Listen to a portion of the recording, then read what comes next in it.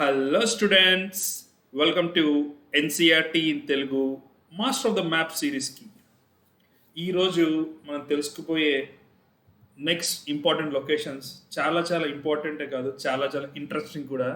ఇవాళ మనం తెలుసుకోపోయేది చాలా వరకు మన నేచర్కి కనెక్ట్ అయి ఉన్న ప్లేసెస్ చూద్దాం. ఓకేనండి. బిఫోర్ దట్, నిన్న మన వీడియోకి చాలా బాగా రెస్పాన్స్ వచ్చిందండి.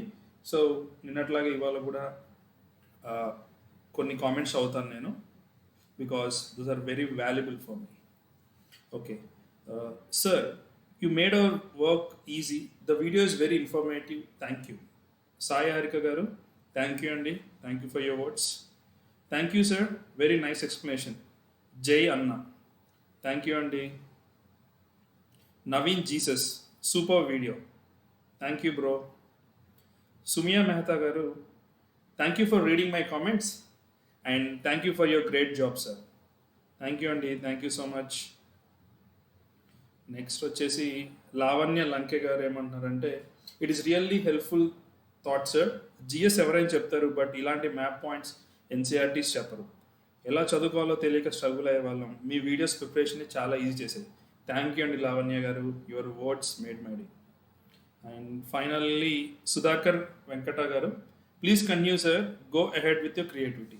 సో ఈ మెసేజెస్ నుంచి ఇన్స్పిరేషన్ తీసుకొని ఇవాళ వీడియో మరింత క్రియేటివ్గా చేశాను. So without wasting time, let us dive into our session.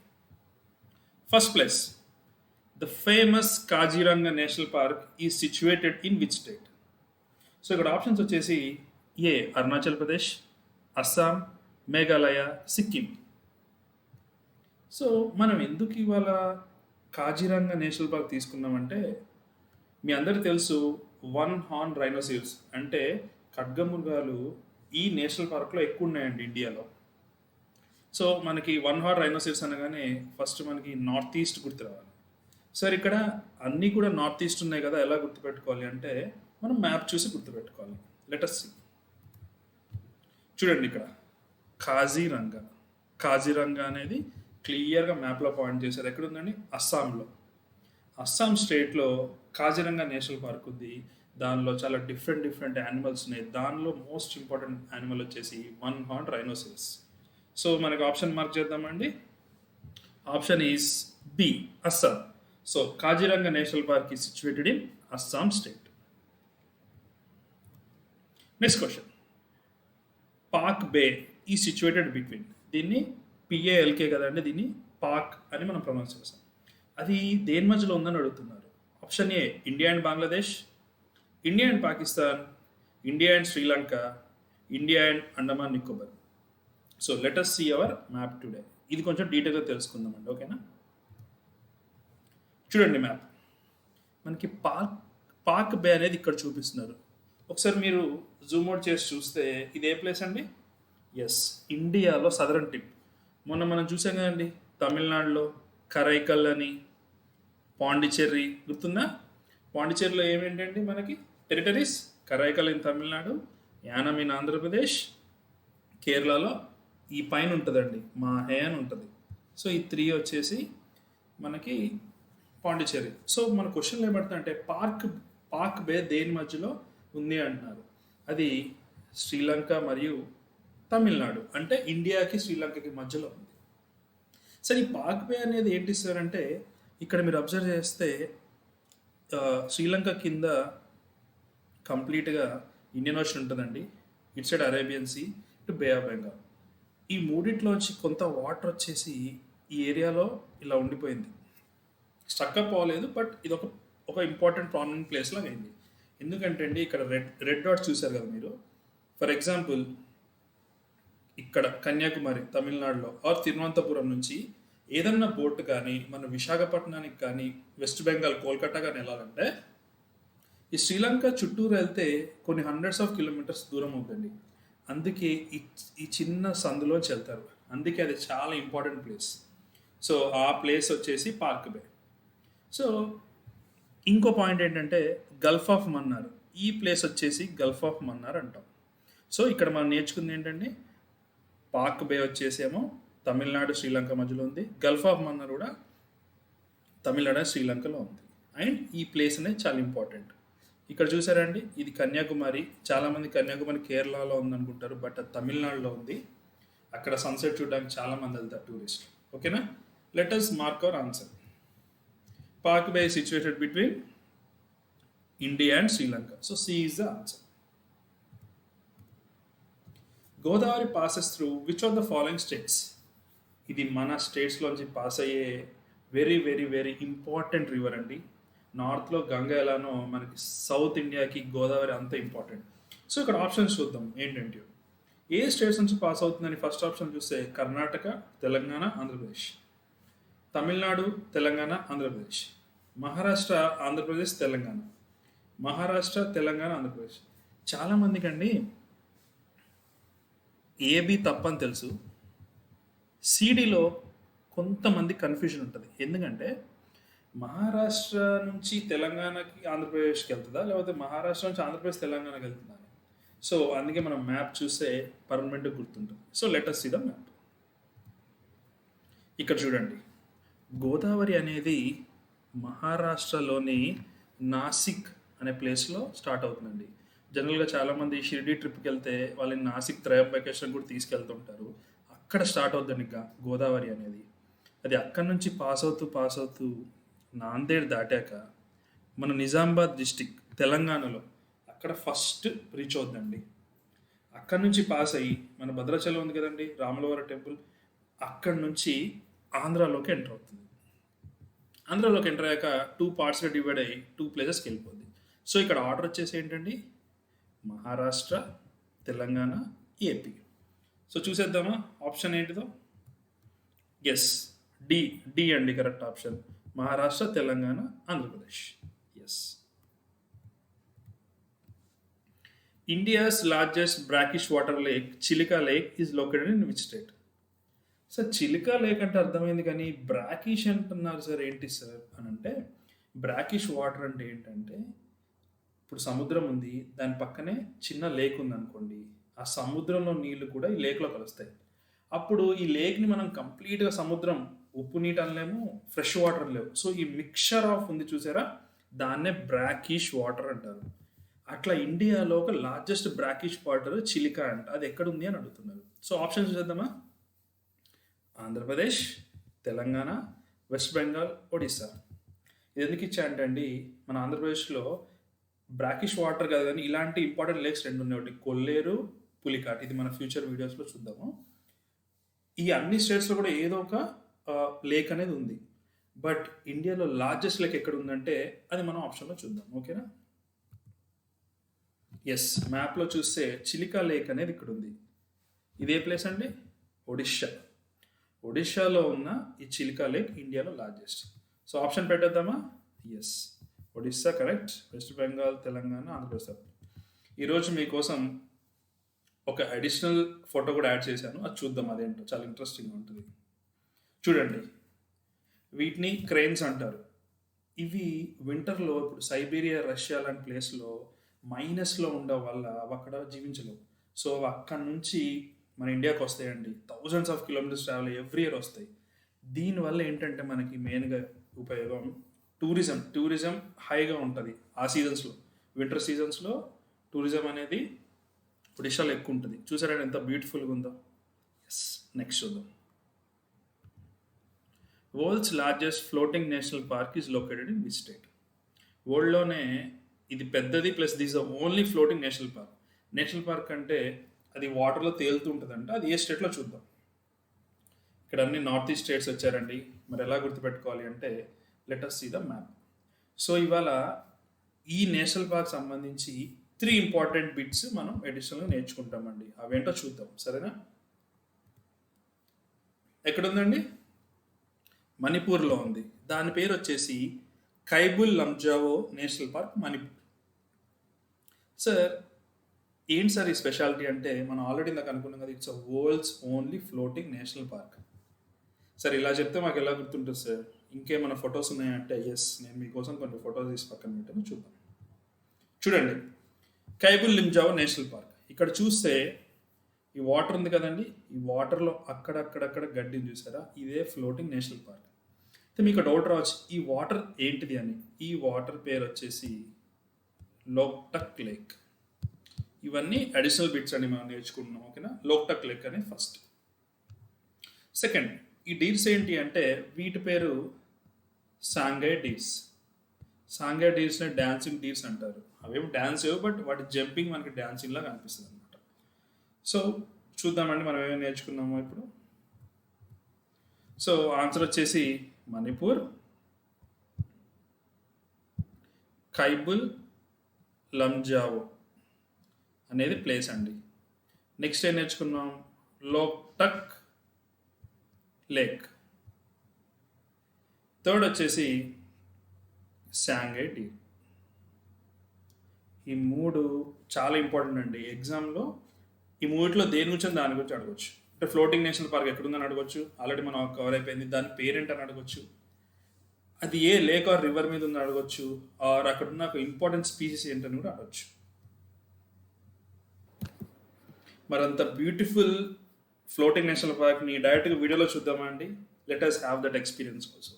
So చూడండి, ఒక ఫ్యూ సెకండ్స్ నేను మీకు ఈ వీడియో ప్లే చేస్తాను, చూడండి.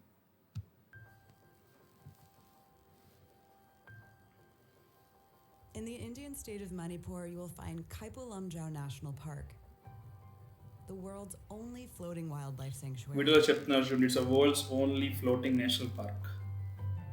Kaibu Lamjau comprises over 15 square miles of rich biodiverse wetlands and includes Loktak Lake, the largest freshwater lake in northern India. The park is known for video చూసాం కదండి, ఎలా ఉంది? చాలా క్లియర్గా ఉంది కదండి. యూట్యూబ్లో మనం వాళ్ళకి థ్యాంక్స్ చెప్పుకోవాలి, అంత మంచి బ్యూటిఫుల్ ప్లేస్ మనకు చూపించినందుకు. ఓకే, నెక్స్ట్ వచ్చేసి ప్రాక్టీస్ అండి. Before practice let us revise once more.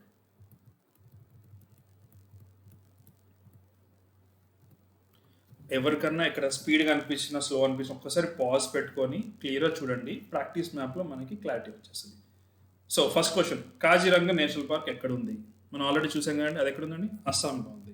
మళ్ళీ ఒకసారి మ్యాప్ చూడండి, కాజిరంగా అస్సాం. ఇక్కడ 1 హార్న్ రైనోసిరస్ ఉంటుంది.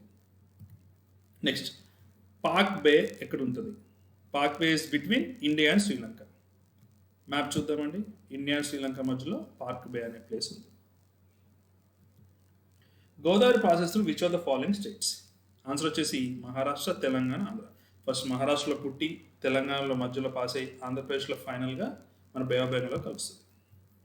మ్యాప్ చూస్తే ఇదండి. ఇందాక చూసాం కానీ India's largest brackish water Chilika lake ఎక్కడ ఉందండి? ఒడిస్సా. ఒకసారి మ్యాప్ చూద్దాం. ఒడిస్సా చిలికా లేక్. ఇది వచ్చేసి దానిలో ఇమేజ్ అండి, మైగ్రేటరీ బర్డ్స్ది. World's largest floating national park, ఇదైతే నాకు తెలిసి లైఫ్లో మనం మర్చిపోమండి. ఇది మణిపూర్లో ఉంది, మణిపూర్ స్టేట్లో ఉంది. దీని పేరు కైబుల్ లంజావో, లోక్టక్ లేక్ మీద ఉంది. ఇక్కడ ఫేమస్ పీస్ వచ్చేసి Sangai deer. So let us see the మన ప్రాక్టీస్ మ్యాప్స్. ఓకేనా, ఫస్ట్ క్వశ్చన్ ఏంటండి? కాజిరంగా. సో మనం ఇక్కడ చూసుకోవాలి, ఇది అస్సాం కాబట్టి ఇక్కడ కాజిరంగా ఉంటుంది. మీకు దీంతో పాటే మీకు మ్యాప్ పాయింటింగ్ కూడా కొంచెం టచ్ చేస్తానండి. ఇది వచ్చి సిక్కిం, భూటాన్. మీరు కూడా పీడిఎఫ్ తీసుకున్నాక ఇట్లా ప్రాక్టీస్ చేయండి, మీకు కూడా లైఫ్ లాంగ్ గుర్తుంటుంది. ఇది అరుణాచల్ ప్రదేశ్. నెక్స్ట్ ఇక్కడ ఏముంటుందండి? నాగాల్యాండ్, మణిపూర్, మిజోరాం, త్రిపుర, ఇక్కడ మేఘాలయ. అన్నీ కవర్ అయిపోయాయి కదండి. సిక్కిం, భూటాన్ అంటే వేరే కంట్రీ, అరుణాచల్ ప్రదేశ్, నాగాల్యాండ్, మణిపూర్, మిజోరాం, త్రిపుర, మేఘాలయ. ఓకేనండి. సో కాజిరంగా అనేది అస్సాంలో ఉంది. నెక్స్ట్ ఇదే మ్యాప్ అండి, మనం ఇందాకే చూసాం కదా. ఇక్కడ ఉన్న ప్లేసే పాక్ బే. ఇది శ్రీలంక.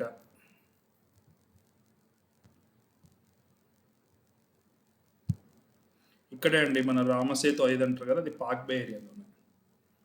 నెక్స్ట్ ఇంకేం చూసామండి, ఇక్కడ గల్ఫ్ ఆఫ్ మన్నార్. నెక్స్ట్, ఇదేంటి సార్ ఇంత డీటెయిల్గా ఇచ్చారంటే మనకి యూజ్ అవుద్దని ఇచ్చాను. సో ఇది మహారాష్ట్ర, ఇది గోదావరి ప్లేస్ అండి.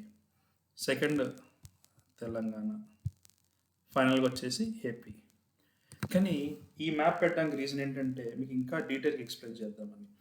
ఓన్లీ గోదావరి రివర్ అంటే కనుక మనం 1, 2, 3 స్టేట్స్ అని చెప్తాం. బట్ గోదావరికి ఉన్న ట్రిబ్యూటరీస్ అంటే ఉపనదులతో పాటు కనుక మనం చేస్తే అవి ఇంకా ఎక్కువ స్టేట్స్లో కూడా స్ప్రెడ్ అయి ఉన్నాయి. ఎందుకంటే ఇక్కడ చూడండి, ఇక్కడ కర్ణాటక, ఇక్కడ ఉంది, ఇది మధ్యప్రదేశ్, ఇక్కడ కొన్ని ఉన్నాయి, ఛత్తీస్గఢ్లో అయితే ఫుల్ ఉంది ఫ్లోయింగ్, నెక్స్ట్ ఒడిస్సా.